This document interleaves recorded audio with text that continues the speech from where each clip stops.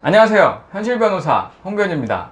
오늘은 게스트분을 한번 모셔봤습니다. 기분 좋게 승소를 거두신 의뢰인이십니다. 안녕하십니까? 안녕하세요. 네. 승소 네. 축하드립니다. 네. 네. 네. 사실 저희는 당연히 이길 거라고 생각했는데 1심에서 네. 불의의 패소를 당해가지고 맞아요. 네, 네. 그래서 또 많이 또 화가 많이 났었는데 네. 다행히 또 기분 좋게 이겼잖아요. 그렇죠. 네. 굉장히 저희가 1심에서 진 것도 상당히 의아한 부분이 많았고, 네, 그렇죠. 예, 그래서 2심까지 총 2년에 걸쳐서 네. 많은 고생을 드렸는데, 네. 결과가 정말 좋게 나와서, 네, 정말 다행이죠. 예, 정말 네. 기분이 좋고. 의뢰인 보호 차원에서 텐더를 쓰고 나왔습니다. 네. 숨 잘 쉬시나요? 네네, 잘 쉬고 있습니다. 사실은 원래 저 말가면을 저 뒤에 준비했는데 말에서 냄새가 너무 나가지고 팬더도 되게 잘 어울리고 정말 좋습니다. 팬더를 만드는데 정말 큰 도움을 준 우리 직원분, 직원님 너무 감사드립니다. 저는 정말 그 1심 진 다음에 한명을 있다가 예.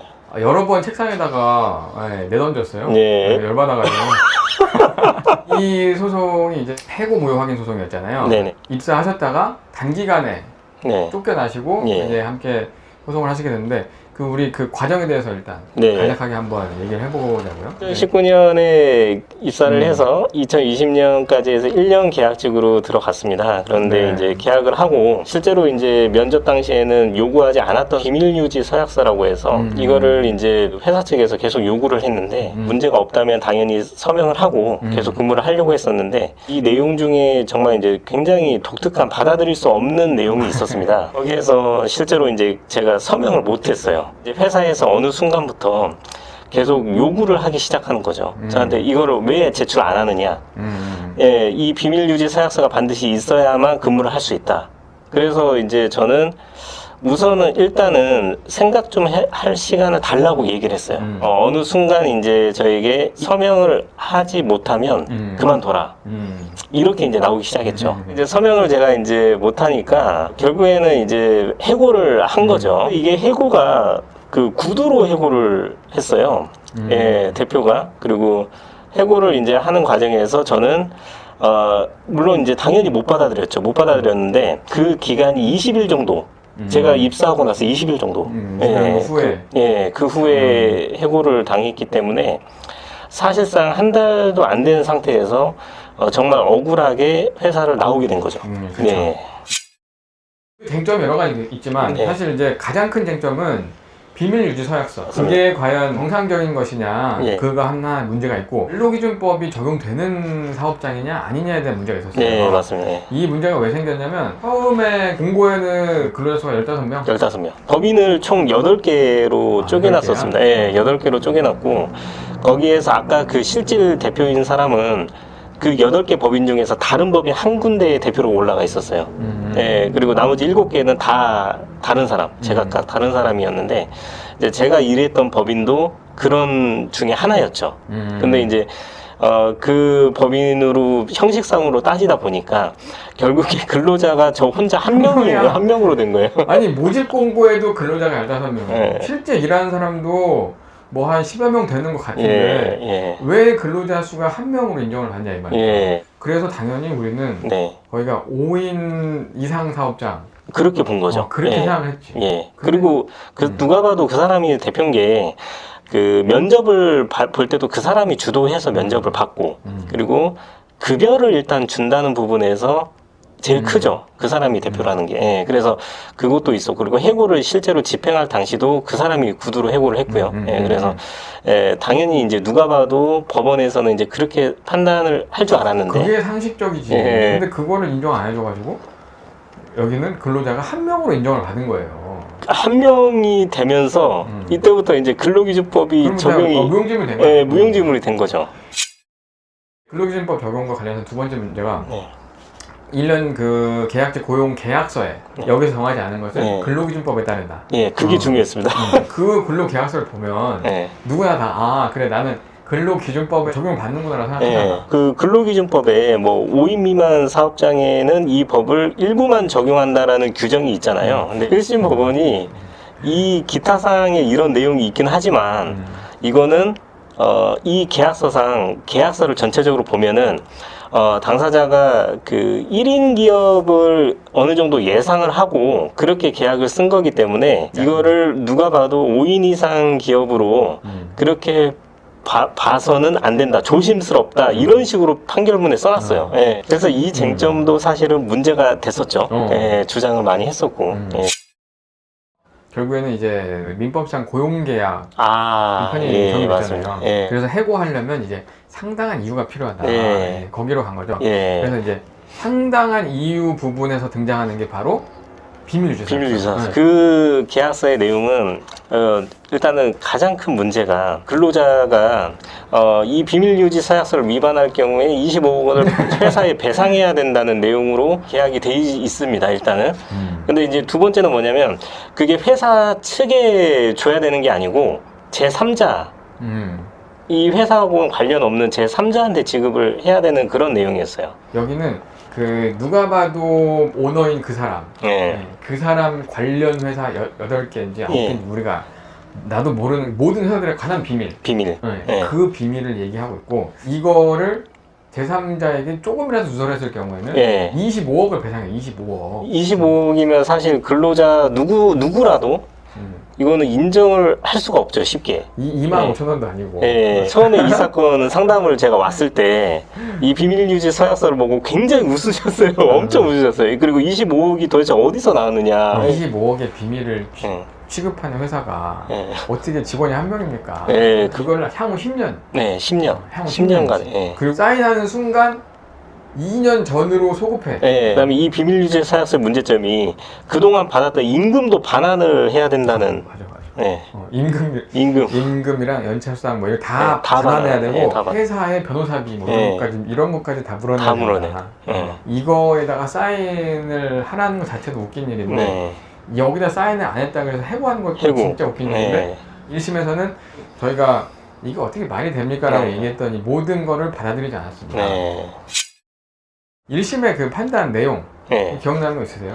그리고 특허도 사실 이쪽에서 제출을 했어요. 특허 받은 거 뭐 무슨 어떤 부분에 대해서 특허를 받았다. 근데 이제 그걸 1심 법원이 인정을 해준 거죠. 이 특허가 25억의 가치가 있다. 사실상 가치가 예. 있다고. 이제 그 1심에서는 사실 이 회사가 어떤 회사인지 네. 쟁점이 1도 안 됐어요. 네. 한 번도 물어본 적이 없어. 근데 맞습니다. 판결문에다가는 그럴 만한 가치가 있는 것으로 보인다. 네. 비밀유지 서약서에 보면은 거기에 법원에서 무효로 인정받으면 무효로 해주겠다는 조항이 네, 있었어요. 일부 조항이. 네. 이렇게 본 거죠. 1심 판결문을 보면 25억 조항이 물론 이제 액수가 과다하긴 하지만 이 조항이 있다고 해도 이 금액 전체가 다 인정되지 않을 거고 그리고 여기 그 비밀유지 서약서의 뭐 끝에 이렇게 나와 있지 않느냐. 이 내용이 판결에 따라서 무효가 되면은 그 부분 무효로 되니까 어차피 이거는 그 상관없다 이런 식으로 나왔어요. 예. 근로자 네가 무효라고 백날 떠들어 봐도 난 인정 안 해. 법원에서 판결 받아오면 그때 생각해 줄게 이런 조항이잖아요. 예, 맞아요. 근데 1심 판사님은 그걸 보고 법원에서 판결을 받아오면 무효화 시킬 수 있기 때문에 이 문구는 괜찮다라고 생각을 하는 그렇게 거예요. 본 거죠. 예. 판사님은 매일 재판을 하니까 재판이 되게 쉽다고 생각할 수 있지만 네. 일반인이 소송을 어떻게 해? 그렇죠. 그거는 솔직히 말이 안 되는 내용이었죠. 그래서 1심 법원은 그 우리가 주장한 걸 하나도 받아들이지 않고 패소를 했는데 사실은 1심 때는 뭔가 좀 쎄한 느낌이 있었어요, 저는. 약간 그 재판부 분위기도 좀 스무스하게 흘러가는 느낌이었어요. 스무스한 게 아니라 별 관심 없었던 네, 관심 없었던 것 같아요. 네. 그래서 항소를 하게 됐죠. 네. 근데 제가 이제 항소 이유서에다가 이 내용을 조목조목 뭐 다 썼는데 네. 보통은 저희가 준비 서면을 쓸 때는 이러 했습니다. 네, 이렇게 네. 사람의 말투로 쓴단 말이에요. 근데 네. 이제 제가 너무 화가 났을 때는 네.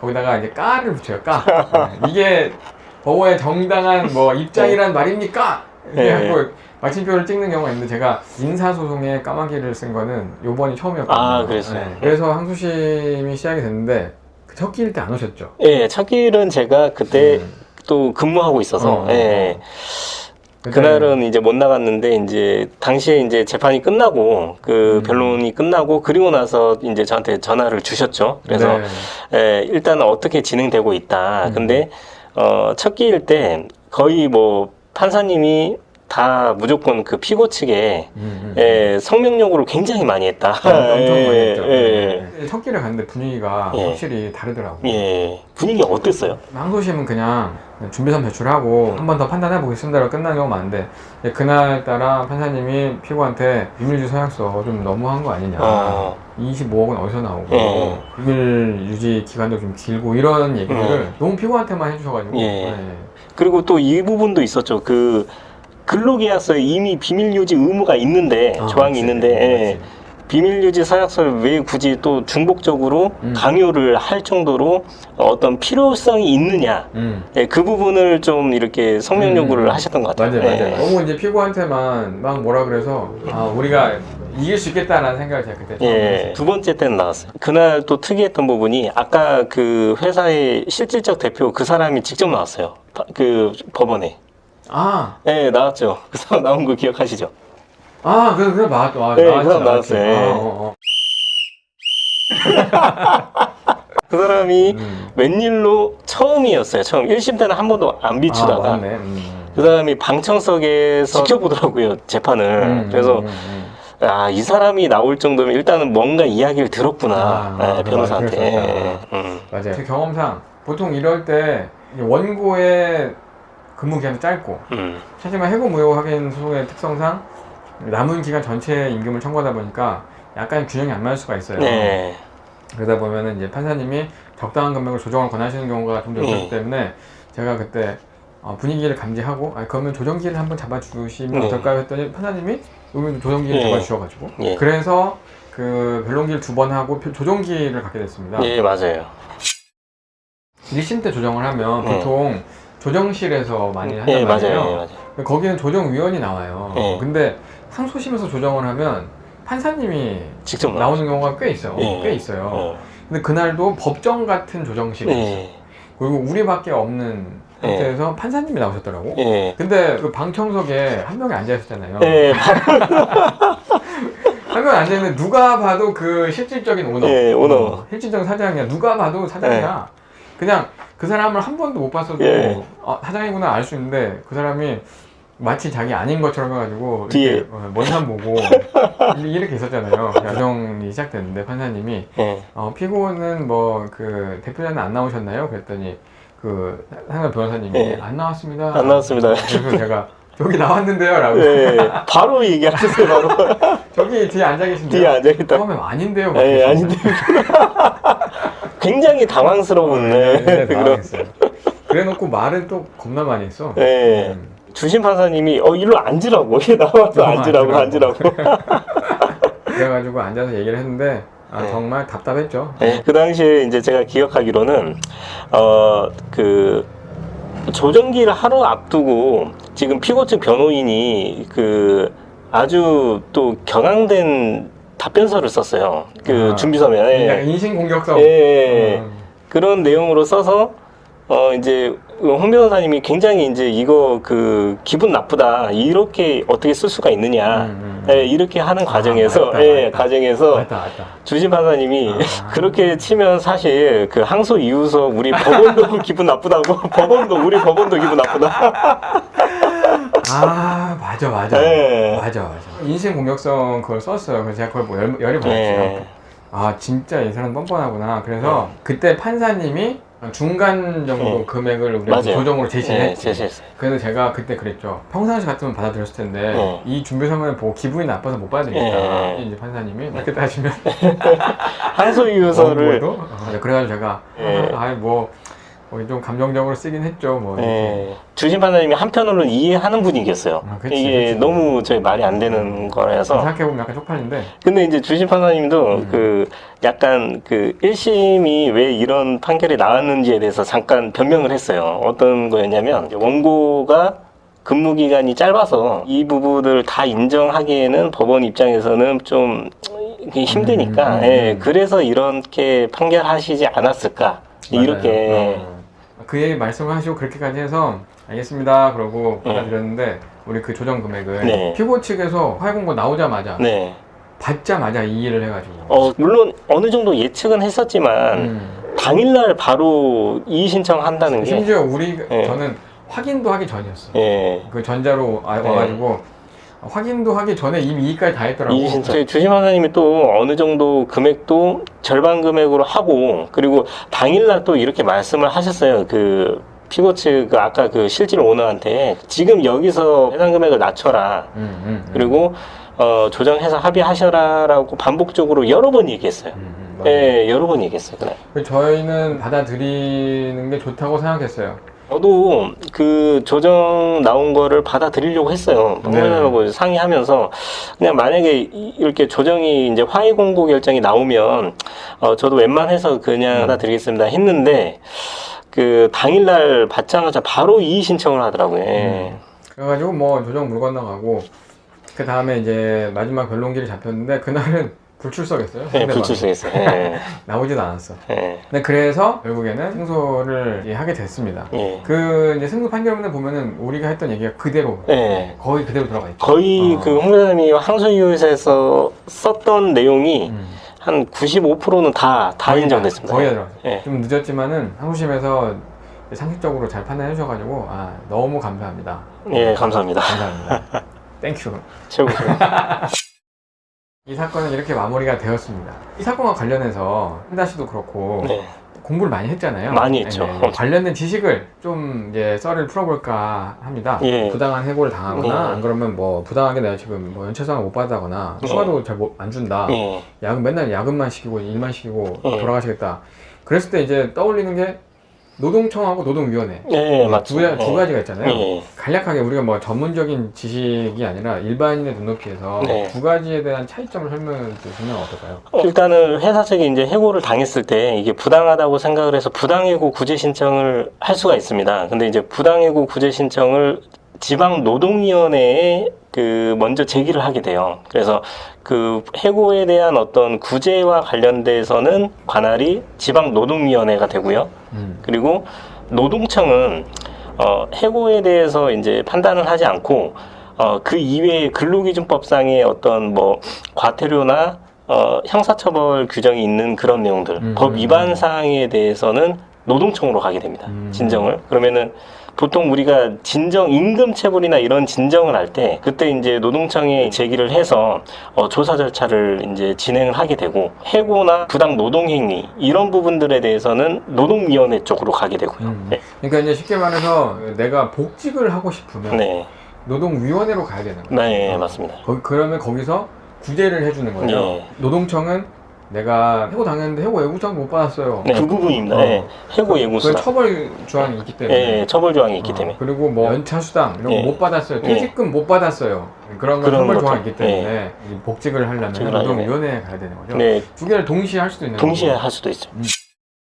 그 당시에 이제 해고를 당하고 나서 여러 가지 많이 찾아봤습니다. 찾아봤는데 노동청에 제가 제기를 했던 게 그 근로계약서상에서 근로기준법 17조에 보면은 계약서상 반드시 명시를 해야 되는 규정이 있어요. 예. 근데 그 중에서 한 가지를 빼먹은 거죠. 계약서상. 그래서 이거는 근로기준법 17조 위반이다 해서 들어갔던 게 있어요. 근데 그게 형사처벌 규정이 있습니다. 예. 그래서 제기를 진정을 했었고, 같은 사안에 대해서 기간제법이 또 적용이 돼요. 근로계약서상 그 반드시 서명을 해야 되는 그 규정 중에 하나라도 빼먹으면 그럼 기간제법에 또 적용이 돼요. 제가 그 1년 계약직이었기 때문에. 그래서 그때는 과태료 규정이 적용이 됩니다. 그래서 당시에 이 부분이 문제가 됐어요. 같은 사안에 대해서 형사처벌도 받고 과태료 규정이 있는데 이게 과연 가능하느냐, 이중처벌에 되지 않느냐, 해당하지 않느냐. 그럴 수 있죠. 예, 그게 이제 노동청에서 약간 문제가 됐었는데, 결론은 둘 다 처벌 받았어요. 물론 이제 회사 측에서는 그렇게 다퉜죠. 이거 이중처벌이다 그랬는데, 그 노동청에서 두 개 법 취지가 다르다. 그래서 둘 다 부과할 수 있다. 그래서 실제로 근로기준법 17조 위반은 회사 측에 기소유예 처분이 떨어졌어요. 이제 그게 경미한 부분이기 때문에 노동청에서 기소 의견으로 검찰에 송치를 합니다. 그러면은 검찰에서 그 기소유예가 나왔어요. 예, 초범이고 하니까. 그래서 기소유예가 나오고, 그다음에 이제 아까 그 기간제법 위반에서 과태료가 떨어졌습니다. 네. 둘 다 받았군요. 네. 부당한 해고를 당하셨다. 그러면은 복직신청, 노동위원회, 그다음에 해고 예고수당이나 뭐 퇴직금이나 네. 이런 걸 처벌 네. 조항에 대해서는 노동청 노동청. 네, 두 가지를 이용할 수 있다. 네. 노동위원회에서 구제를 못 받았다 네. 싶으시면은 민사소송을 제기해. 근데 그 전에도 민사소송을 제기할 수가 있는 건데 네. 이제 민사소송 엄청 오래 걸리거든요. 네. 근데 이제 노동위원회는 결론이 꽤나 금방 나오기 때문에 대신에 그 3개월, 3개월. 기간이 있고, 예. 네 그런 차이점이 있다는 거. 네. 근로자의 지위가 제 생각에는 아직도 회사하고는 비교할 수 없을 정도로 그렇죠. 바닥에 있기 때문에 근로자도 어느 정도의 그런 무기는 갖고 있어야 된다. 네. 그리고 특히 돈에 관련된 것은 또 생계하고 연결되는 것이기 때문에 네.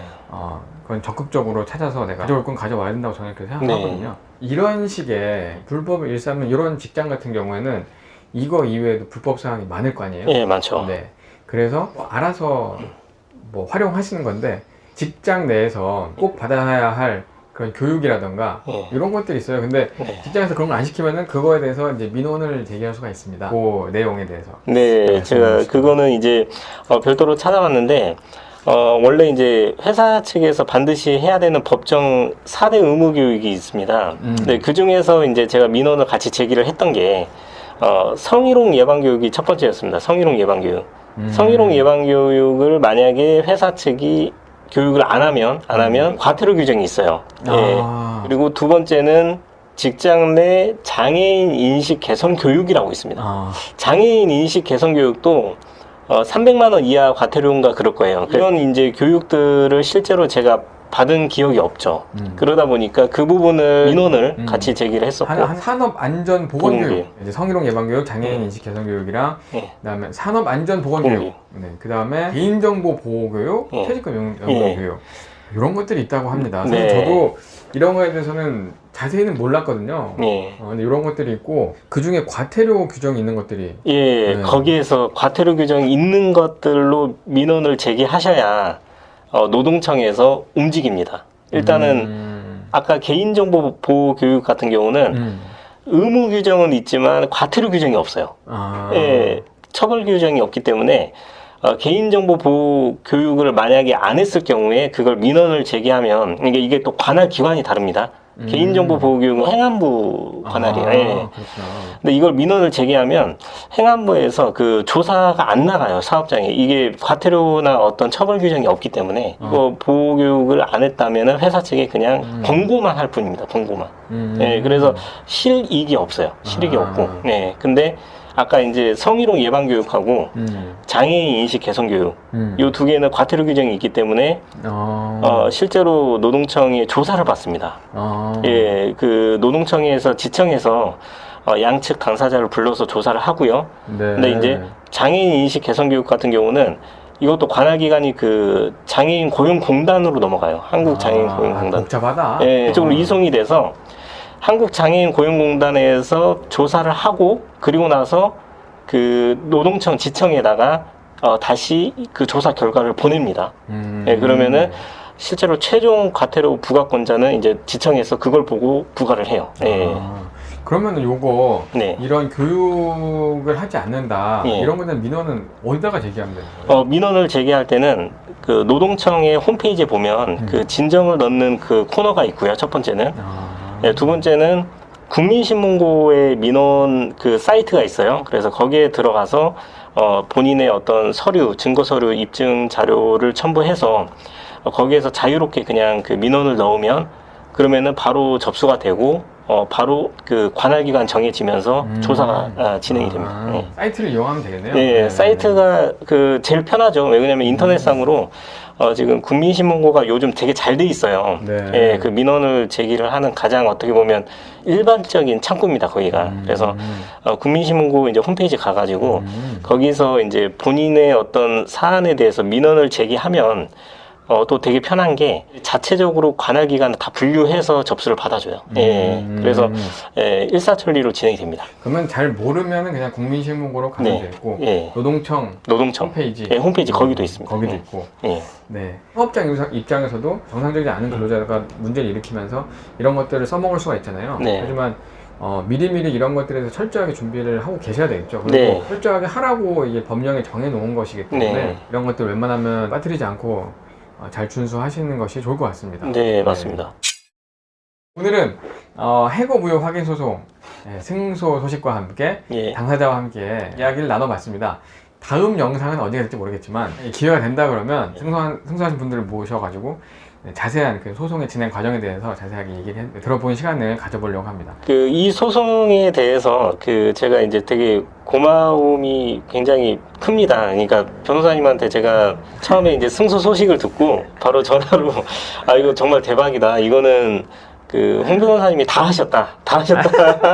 홍 변호사님이 해고 무효에서 항소 이유서에서 항소 내용이 거의 다 인정이 됐기 때문에 다 하셨고, 그리고 진짜 끝까지 포기하지 않고 저도 이제 믿었죠. 이거는 이제 홍 변호사님 믿고 이제 갔고, 굉장히 저도 되게 고맙고, 그래서 아주 기분 좋게 해서 오늘 또 이렇게 유익한 시간이 됐던 것 같습니다. 감사합니다. 네. 다음번에 더 좋은 영상으로 찾아뵙겠습니다. 안녕히 계세요. 감사합니다. 안녕.